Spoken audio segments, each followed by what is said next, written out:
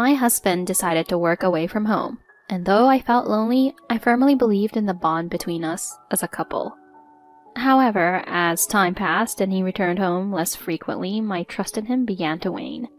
When I confronted him to uncover the truth, he told unbelievable lies and avoided taking responsibility. I've resolved not to let him get away with such cowardly behavior. How will our conflict unfold? It turns out my husband was having an affair during his business trips.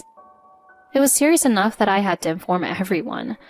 I often heard stories here about husbands cheating during business trips or wives cheating while visiting their parents after childbirth. But personally, I'm always alert to such things as I can't imagine cheating on someone. I thought it only applied to people who really put effort into their appearance, or maybe those naturally blessed with considerable beauty. Because I couldn't imagine older men and women easily having affairs or rather romantic relationships. From my perspective, being married meant excluding oneself from being a romantic interest. Once I became a married person myself, I never looked at other men in that way. Well, maybe just a quick glance. So I was truly shocked to find out that my husband, Mark, had been cheating. I seriously doubted it, thinking, no way, no way. Was it just my overactive imagination? But this carelessness was no good. I was cheated on by my husband. It was shocking when I learned the truth, but his attempts to hide the affair were so pathetic. I quickly recovered from the shock, and then my love faded away like salt dissolving. Cheating, huh? Surprisingly, right? People can be like that, huh? Well, there are people like that. It's quick to recover from shock, huh? How lame was it? Tell me about it. Alright, let me reflect on what happened to me. At that time, we were both 45 years old and had been married for 15 years. We had one child, a 13-year-old son. There was nothing particularly noteworthy about us. We were just an ordinary family. The only real concern at the time was that our son was going through a pronounced rebellious phase. Our once affectionate and adorable son suddenly became distant. Oh my, what should we do? This must be the rebellious phase, my husband and I would say to each other, puzzled. We were just an ordinary family. My husband was serious about his work and took good care of our family. However, the moment we started living separately, our ordinary days came crashing down. It was decided that my husband would transfer to a different location just as our son was about to start his second year of middle school. My husband initially felt lonely and suggested we all move together, but our son insisted he didn't want to transfer schools. I was worried about the financial impact of quitting my job. Also, I was concerned about the health of my mother-in-law and my father who lived nearby. After discussing how to handle all these issues, we decided my husband would move alone. We were told the assignment would be about 3 years. I thought we could manage that length of time. I was confident because we had been married for 15 years. My husband wasn't what you'd call a handsome middle-aged man, but just an ordinary guy with a bit of a belly. I worried about his lifestyle habits, but I never worried about him having an affair. Yet, he had an affair quite easily. It's strange, isn't it? We had a good relationship and a lovely child. Why would he want to have an affair? Was it because he was living alone? Was it because he was lonely living alone? Or was it simply a release of his desires? Either way, it's not acceptable. When my husband first started living alone, he called me every day, sent messages to our son on WhatsApp, and came home every weekend, staying until the last possible moment. But gradually, his attachment to me and our son started to fade. The phone calls decreased, and he sent fewer messages to our son on WhatsApp. His visits, which used to be on Saturday mornings, became Saturday afternoons, then evenings, and then Sunday mornings. Eventually, he stopped coming home on weekends altogether. At first, my husband's excuses were along the lines of, "I have to work this weekend and was invited to play golf by a coworker." But gradually, his excuses became more half-hearted. When I called on a night he claimed to be working overtime, he would say things like, "I'm so tired from golf. It's so expensive too." So around this time I started thinking, something's not right with my husband. But at that time I wasn't suspicious yet. I was just really worried about him. I wonder if he had mental problems at his new assignment. Looking back now, I was such a caring wife, right? I was genuinely worried about my husband. But even in my earnestness, I couldn't help but wonder, are you really okay? Are you eating properly? You haven't caught a cold, have you? It's the weekend, but maybe I should come over there. I'll prepare lots of meals in advance for you. You should rest. If our son has no plans, I'll bring him along. As I spoke these gentle words over the phone, he suddenly seemed flustered. And then he said something like this. No, it's better if you don't come over here. I didn't tell you because I didn't want you to worry, but I actually got a fever since this morning. When I went to the hospital, they said it's something contagious. So you shouldn't come here. I'm sorry, but I don't want to risk infecting you and our son. He hurriedly started acting like a sick person. He had seemed fine until then, but now he even started coughing. Yeah, it definitely seemed suspicious. I could feel that he didn't want me to come. The timing was suspicious, but maybe it's true. I understand the feeling of not wanting to inconvenience others with my own whims. Yeah, that's right. Maybe I'm being a bit suspicious too. But maybe he really does care about us. Caught in this dilemma, I ended up just thinking about my husband for now. But the next weekend he claimed poor health again and didn't come home. He also refused when I suggested stopping by his place of assignment. Then the following week he insisted he had to work on this day off, so I said, I'll go to your place while you're at work. It's okay if you're not there, I'll cook and clean. But the night before on Friday he called and said, Sorry, I'm not feeling well. It's a serious illness, so you can't come over here. Once again, he refused my visit over the phone. By this point, I wasn't just worried, I was suspicious. I became convinced that something was going on. It bothered me, so I decided to investigate. I really wanted to look into it myself, but due to the distance and lack of time, I hired a detective. Honestly, it was quite an expense, and I was taken aback. But true to their profession, they quickly and reliably gathered evidence. My husband was cheating on me. He was semi-cohabiting with someone. Whoops, I didn't realize the evidence was gathered so quickly. They really went all out with the affair, huh? Living together part-time, huh? Is that why he refused visits? But seriously, an affair and part-time cohabitation, isn't that the worst? It really is the worst. That part, the part-time cohabitation, they're really immersed in their affair. And what really shook me was the identity of my husband's mistress. I had assumed he was cheating with some young girl because affairs usually involve younger women, right? But my husband's mistress is about the same age as me. Well, actually, she might even be older. That's the impression I got. What you might call an older woman. She wasn't like a glamorous beauty, just an ordinary middle-aged woman. Well, yeah. If I were to say she had quite a big chest, I wonder if she had a fuller chest compared to my flat chest.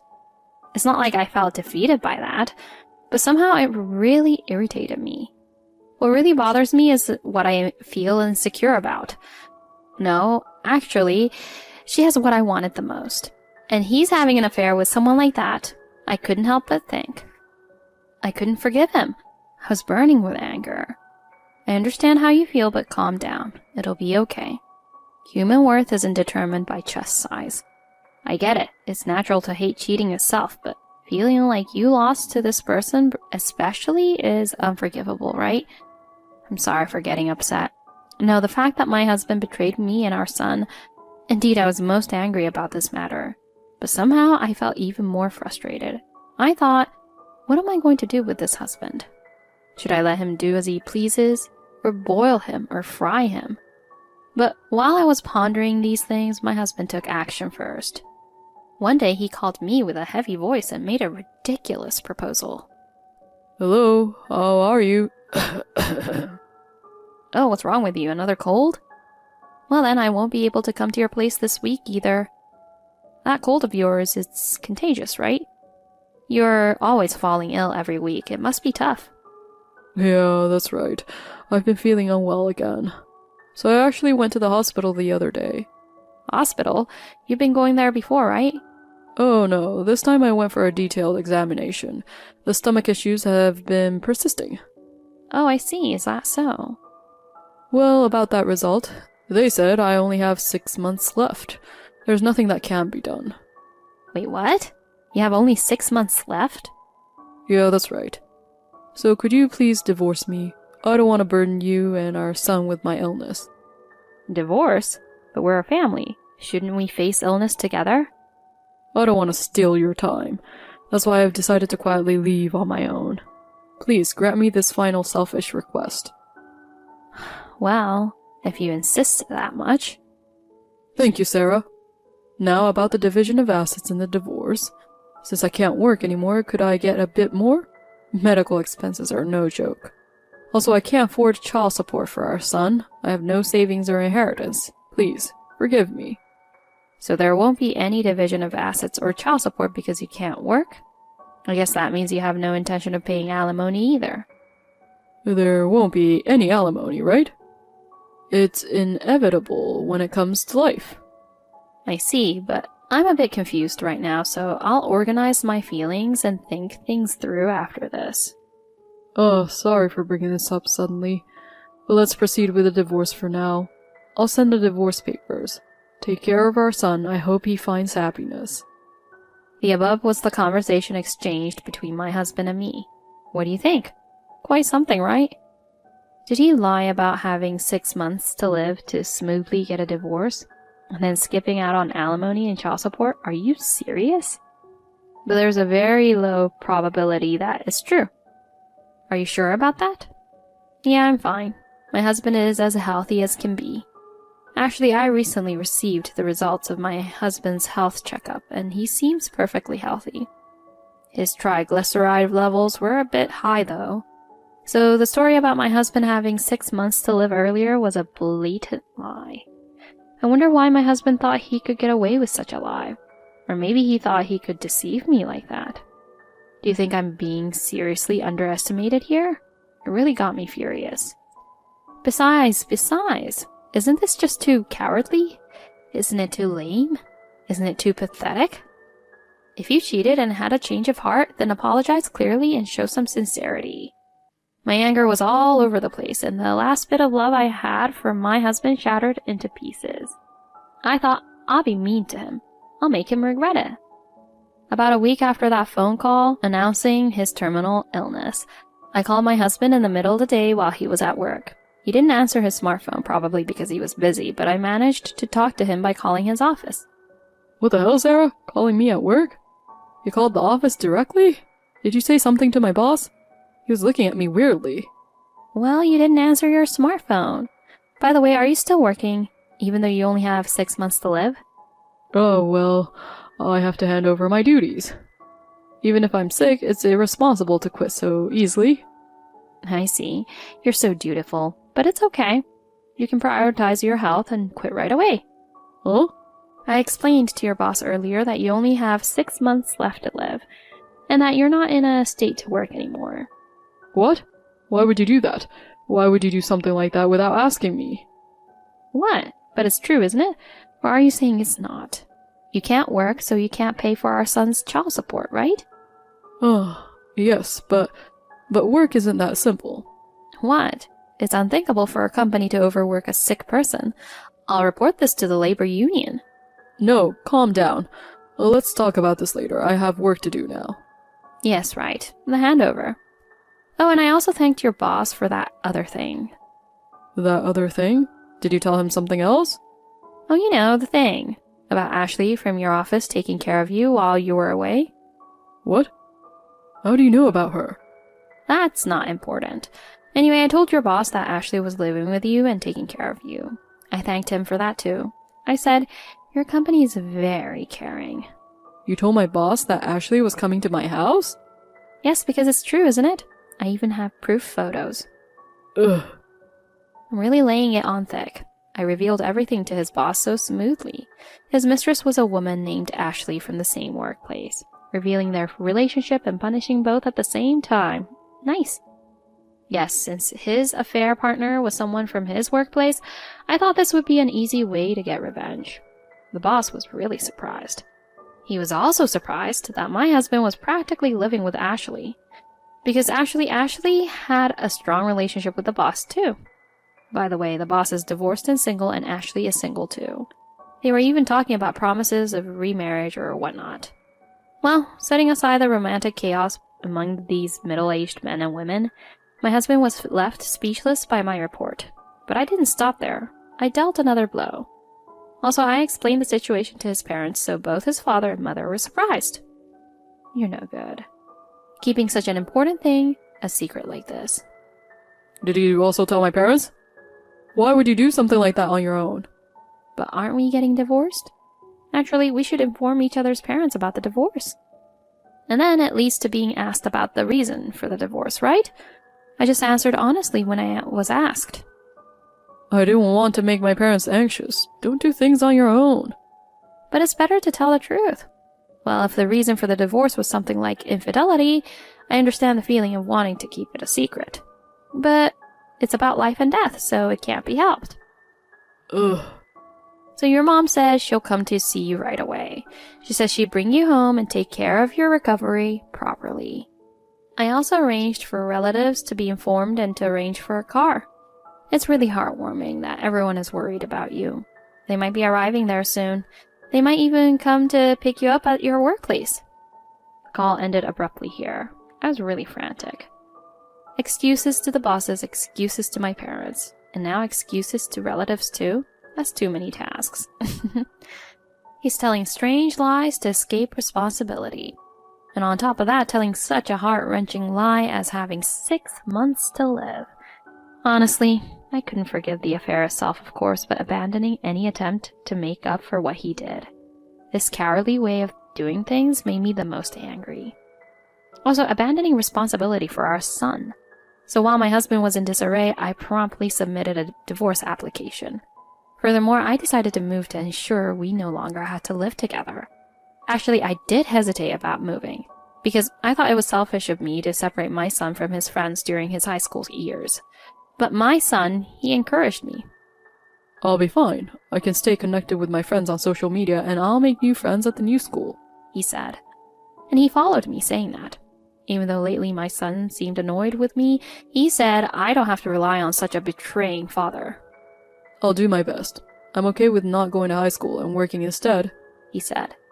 I ended up crying. But I want to give my promising son as many choices as possible. So I will work even harder than before to support the path my son likes. Of course, I've properly demanded child support from that betrayer. My son is such a good kid. Even though he's in his rebellious phase and acts tough, there's love in his heart. I momentarily forgot about my husband due to my son's good story. What happened? Did he show accountability and explain? Well, after our call ended, my husband was first summoned by his boss to explain what happened, I heard. Was his diagnosis real? And what kind of relationship does he have with Ashley? So at this point, my husband confessed that the diagnosis was a lie and apologized. But it seems he denied having any relationship with Ashley. He brushed it off as a misunderstanding on my part. But I saw through it all along, so I sent a registered letter to my husband's workplace. It arrived the next day. In the end, my husband was called in again by his boss, questioned thoroughly, and it seems the truth about the affair was exposed. As a result of the workplace affair, both my husband and Ashley faced consequences. They were transferred to separate locations, so it caused quite a stir among his colleagues, and so his former colleagues naturally began to question this transfer. After all, he was transferred with a plan for 3 years, but returned within just 1 year. Moreover, there wasn't any particular promotion involved either, so his colleagues started investigating the reason for his transfer. Apparently he had an affair, lied about having 6 months to live, and tried to evade divorce alimony and child support. This was quickly found out. Now, my husband is like a sitting duck at work. And as for my in-laws and relatives who rushed over out of concern for him, their deep affection for him made his actions and lies unforgivable, and he was immediately disowned by both his parents and relatives. His parents were particularly furious and said, "Don't even show up at family events. We won't leave you any inheritance either." That's what they told him. My husband begged for forgiveness on his knees, but it seems he wasn't forgiven. In the end, my husband returned from his new assignment and ended up living alone in the house where our family of 3 used to live together. I'm lonely, so please come back. I cheated because I felt lonely. As long as you, Sarah, and our son are by my side, I'll be fine. Let's continue to live happily as a family of 3. Abandoned by his parents and relatives, and now looked at with suspicion at work, my husband must have thought it was his last hope when he reached out to me and our son. However, I refused, of course. Even our son said, You're no longer my father. I now only consider my mother as my family. With these words, we decisively cut ties with my husband. Even though he's my son's biological father, I ended up making a painful decision. And so my heart ached just a little. Oh, by the way, it turned out my husband's 6-month life expectancy was a lie, so I demanded alimony from him. I also received proper division of assets, and, of course, he agreed to pay child support for our son. I also received compensation safely from Ashley. You see, Ashley actually had quite a bit of debt and was planning to have my husband pay it off. In other words, she was plotting marriage fraud. She was deeply involved with the boss for the same reason. I thought, Ashley, what a wicked woman. I heard there were other employees who fell into Ashley's clutches. She's truly cunning, isn't she? I wonder how many people she deceived with those charms. So my husband was having an affair with such a woman. Because she demanded money, is that why my husband told such a lie? I guess my husband was also deceived, but it's pathetic that he was easily fooled by her allure. Yeah, why did Mark cheat on me? Was it love? I was curious about that, but I realized that being deceived can lead to cheating. But that doesn't mean I can sympathize with him. After all, my husband betrayed me and our son and even tried to deceive us. I'll never sympathize or forgive him. From now on, I'll live for my son's sake. I'll do my best not to let my son become like that scumbag. I feel relieved after talking about it. I could reaffirm how much of a scumbag my husband is, and I feel my decision was right. Thank you all for listening to my story. After cheating during his business trip and then telling the despicable lie of having 6 months to live, my husband abandoned all responsibilities as both a husband and a father. However, I could never forgive a husband who would resort to such cowardly tactics. That's why lying results in losing both trust and purpose. It's clear that nothing will remain afterward, and that's what I made sure to convey firmly to my husband. Next to me is my kind-hearted son. I truly wish for the 2 of us to be happy. It is impossible to be happy and to make people happy with a life obtained by lying. Because that happiness is just a lie. No matter how you struggle, it's an unattainable illusion.